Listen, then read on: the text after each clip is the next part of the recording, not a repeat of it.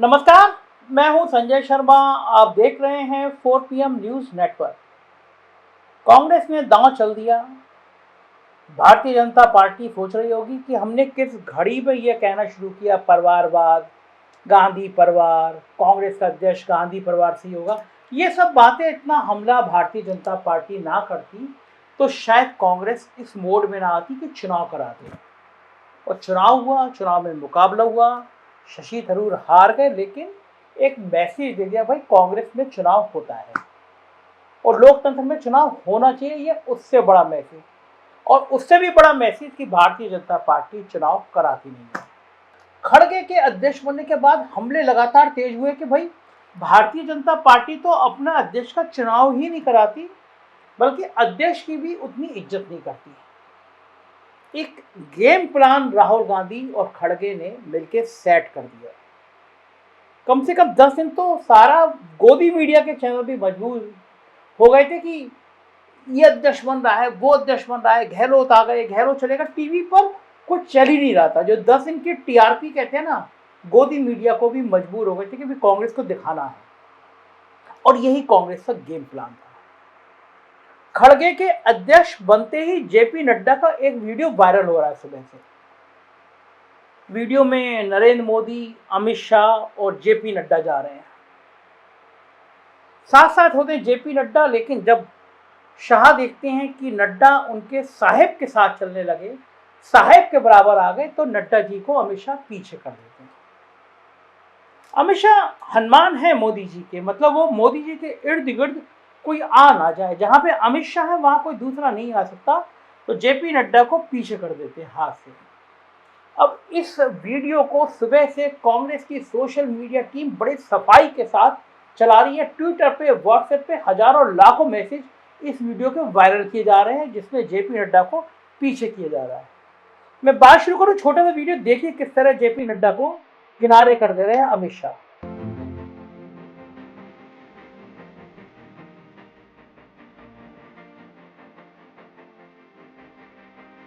Side वाली speed पे चल रहा है, आप देख रहे हैं ना, चल रहे हैं, शाह चल रहे हैं, मोदी जी चल रहे हैं और जेपी नड्डा जी किनारे कर दिए। ये अमित शाह का स्टाइल है। बात सिर्फ यहीं तक नहीं रुकी, एक और वीडियो निकाल रहा है। आजकल कांग्रेस वाले बहुत खराफाती हो गए। दूसरा वीडियो निकाल के लाया कि रक्षा मंत्री प्रधानमंत्री के साथ इंस्पेक्शन कर रहे हैं, गार्ड ऑफ ऑनर ले रहे हैं, लेकिन फिर लगता है कि कैमरे में प्रधानमंत्री के साथ राजनाथ सिंह भी आ रहे हैं।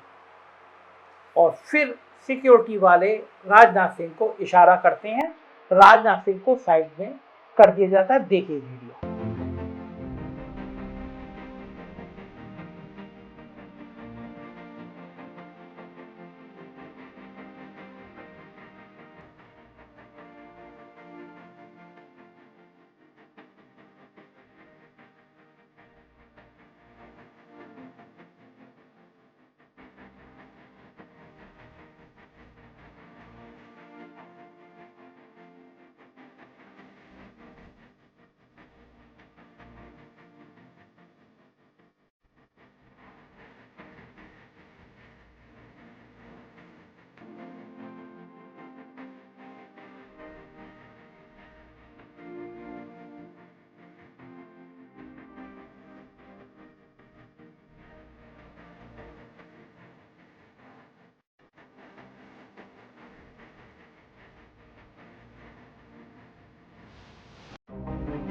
अब देखिए, खड़गे अध्यक्ष बने और सुबह से ये वीडियो जेपी नड्डा की बेइज्जती और राजनाथ सिंह की बेइज्जती। कांग्रेस मैसेज देने की कोशिश कर रही है, भाई हमने तो लोकतांत्रिक तरीके से अपना अध्यक्ष चुन लिया, लेकिन तुम अपने अध्यक्ष का भी अपमान कर रहे हो। सबसे नंबर 2 का सबसे ताकतवर आदमी किसी टाइम में हुआ करते थे, अब तो अमित शाह होगा। राजनाथ सिंह जो पार्टी के अध्यक्ष हुआ करते थे, रक्षा मंत्री हैं, लेकिन उनको भी साइड में कर दिया गया। असल में जब मोदी जी का फोकस होता है तो बीजेपी को बर्दाश्त नहीं है कि कोई दूसरा व्यक्ति उस फोकस में आ जाए, चाहे कितना भी इंपॉर्टेंट टाइम हो। आपको याद होगा उत्तर प्रदेश के चुनाव से पहले प्रधानमंत्री जी बनारस आए थे, उन्होंने पानी में डुबकी लगाई थी, लेकिन उस फ्रेम में योगी जी नहीं थे, केवल अकेले मोदी जी थे। भगवान राम का मंदिर की शुरुआत हुई, शिलान्यास होना था।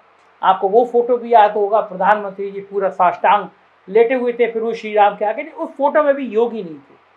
ये तय किया जाता है। एक और स्टीमर वाला फोटो आपको याद होगा, प्रधानमंत्री जी स्टीमर का दौरा कर रहे हैं, लेकिन फ्रेम में योगी नहीं है। ये स्टाइल है कि भाई प्रधानमंत्री के फ्रेम में कोई नहीं आएगा, चाहे अध्यक्ष को ना। और अब कांग्रेस को दांव लग गया कि हमारा अध्यक्ष बन गया, तुम्हारे यहाँ चुनाव कब होंगे। दरअसल खड़गे ने एक इतिहास रच दिया। वो डी संजय भैया और बाबू जगजीवन राम के बाद कांग्रेस अध्यक्ष बनने वाले तीसरे दलित नेता हैं, और उनके साथ ही 24 साल बाद कांग्रेस की सदारत गांधी परिवार के बाहर गई है। नॉन गांधी कोई बना है अध्यक्ष। उससे पहले ओबीसी नेता सीताराम केसरी कांग्रेस के अध्यक्ष बने थे। चचा केसरी के नाम से मशहूर सीताराम केसरी की चर्चा इसलिए भी आज महत्वपूर्ण हो जाती है क्योंकि ये चचा केसरी ही थे जिनके हिमालयन ब्लंडर ने दिल्ली के तख्त पर भारतीय जनता पार्टी के पहुंचने का रास्ता साफ किया था। अगर चचा केसरी ने पहले देवगौड़ा और फिर गुजरात सरकार की लगाम नहीं खींची होती तो यकीन मानिए अटल बिहारी वाजपेयी का प्रधानमंत्री पद तक पहुंचना असंभवतः नहीं बनती। खैर ये सब तो पुराने इतिहास की बातें हैं। वर्तमान में अटल बिहारी वाजपेयी जी की भारतीय जनता पार्टी की कमान उनसे राजधर्म की नसीहत पा चुके नरेंद्र मोदी जी के हाथ में है, और मोदी के सामने काशी राम की डूबती विरासत पर नजर गड़ाकर मोदी को चुनौती पेश करने की जिम्मेदारी मल्लिकार्जुन खड़गे पर आ पड़ी है। मल्लिकार्जुन खड़गे ऐसे दौर में विरासत के दावेदार बनकर सामने आए हैं जब उनके सामने पार्टी के पूर्व अध्यक्ष राहुल गांधी की भारत जोड़ो यात्रा ने दक्षिण भारत में मोदी फैक्टर को बिल्कुल अजनबी जैसा बना दिया है। लग ही नहीं रहा कोई मोदी फैक्टर है भी यहाँ पे। आपने खड़गे के इलाके में भारत जोड़ो यात्रा में उमड़ी भीड़ देखी होगी, सिर नहीं गिन पा रहा था आदमी। मैं यकीन के साथ कह सकता हूं कि देश में कहीं भी इतनी बड़ी स्वतःस्फूर्त भीड़ जयप्रकाश नारायण और जॉर्ज फर्नांडिस जैसे भीड़ खींचने वाले नेताओं ने भी जुटाई नहीं होगी। राहुल गांधी ने भारत जोड़ो यात्रा में कमाल करके दिखा दिया।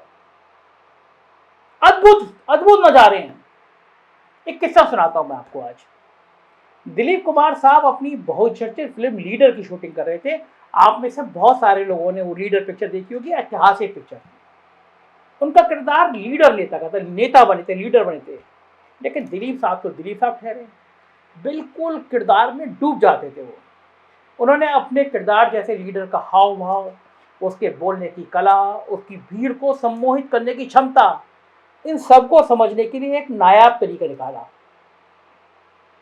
वो मुंबई और आसपास के इलाके में उभरते हुए मजदूर नेता और जो उभरते हुए नेता थे, स्टार नेता थे सोशलिस्ट जॉर्ज फर्नांडिस, वो उनकी रैलियों में अपना वेश बदल के कभी चादर ओढ़ के कभी मफलर पहन के चले जाते थे, घुस जाते थे, और जॉर्ज फर्नांडिस को वॉच करते थे कि जॉर्ज फर्नांडिस का एक्शन क्या है, वो बोलते कैसे हैं, वो आते कैसे हैं, वो चलते कैसे हैं।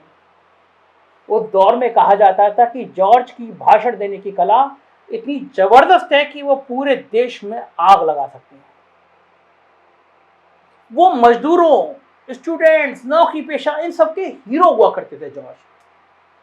उनके बारे में यहां तक कहा जाता था कि पूरे देश में जहां जॉर्ज की सभा हो जाती थी वहां अगले 4-5 महीने तक प्रधानमंत्री और मुख्यमंत्री भी सभा करने से बचते थे, क्योंकि लोग भीड़ की तुलना करने लगते थे जॉर्ज फर्नांडिस से।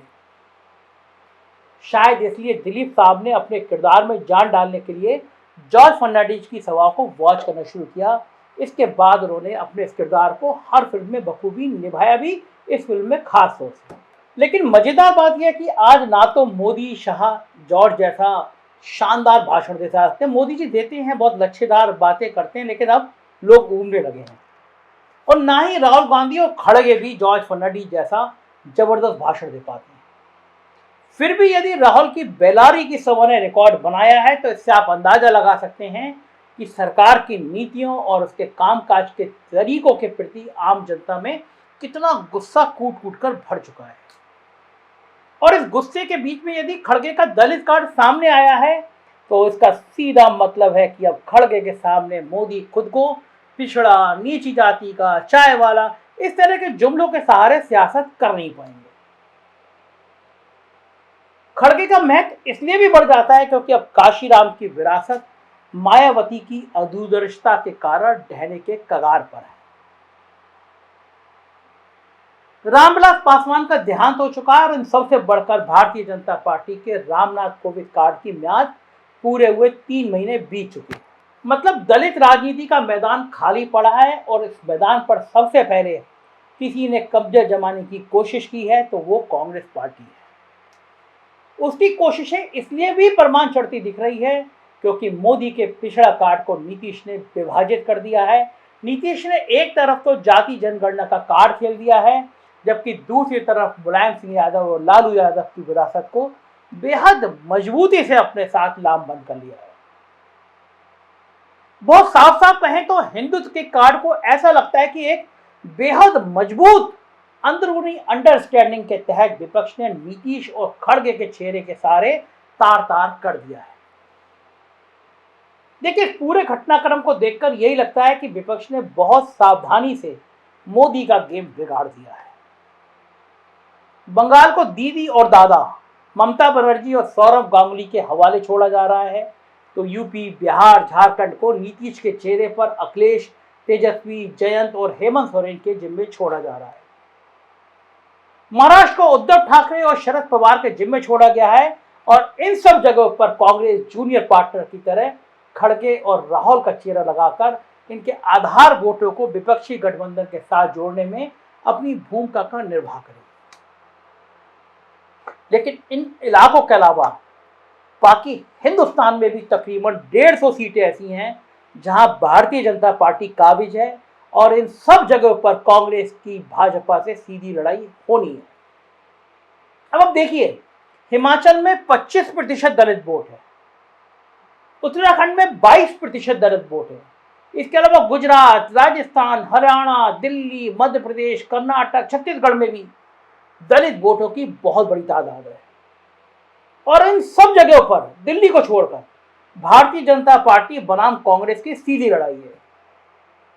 और इस सीधी लड़ाई में जहां एक तरफ राहुल गांधी ने अपनी भारत जोड़ो यात्रा के माध्यम से जहां देश के बड़े उद्योगपतियों, बेरोजगारी, महंगाई, अग्निवीर आदि को मुद्दा बना रखा है, तो मल्लिकार्जुन खड़गे इसमें रेवड़ी बात पर चोट करते हुए दलित आइडेंटिटी को उभारने की कोशिश करते हुए दिखेंगे। अब ऐसे में मोदी, शाह एंड कंपनी का मुकाबला कैसे करेगी, ये देखना दिलचस्प होगा। ये बात बिल्कुल तय है। 2024 से पहले हमको लगता था कि नीतीश का कार्ड ही बहुत ज़्यादा भारी पड़ गया, लेकिन राहुल और खड़गे की जोड़ी ने पूरा गणित बिगाड़ दिया है। 2024 अब आसान नहीं है मोदी और शाह के लिए। निगाह रखेगी हम, 4 PM की निगाह रहेगी। और ये चैनल ऐसा है जो गोदी मीडिया नहीं है, इसलिए इसको देखते रहिए, सब्सक्राइब करिए, दोस्तों से कहिए। राजनीति की असली खबरें देखनी हो तो 4 PM सब्सक्राइब करें, उत्तर प्रदेश की खबरें देखनी हो तो 4 PM यूपी और बिहार की खबरें देखनी हो तो 4 PM बिहार सब्सक्राइब करिए। शुक्रिया इस प्यार के लिए, धन्यवाद।